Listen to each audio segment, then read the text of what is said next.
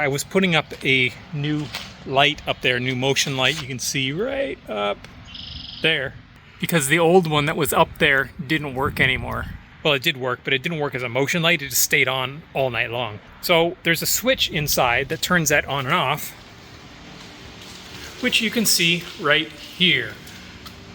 I didn't install that switch, but I did turn it off and then pulled the old light off of there.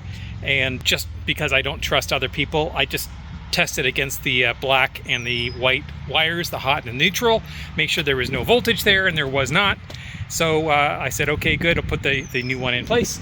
So I took the old one off, and then when I was making the connection for the new one, I got shocked. I was like, what the hell? And then I thought, you know what? Somebody, whoever put the switch in, I bet they switched the neutral instead of the hot, and I didn't test from hot to ground. I only tested between hot and neutral, which of course there was nothing because the neutral was disconnected. Stupid, careless, stupid error, and I know better. I don't trust other people's wiring jobs. Complacency kills, and I was on the top of a ladder. Fortunately, I didn't fall off the ladder, but I did get a good jolt and said some nasty words. I did pull off the faceplate on that switch inside, and sure enough, whoever installed it, they're switching the neutral instead of the hot.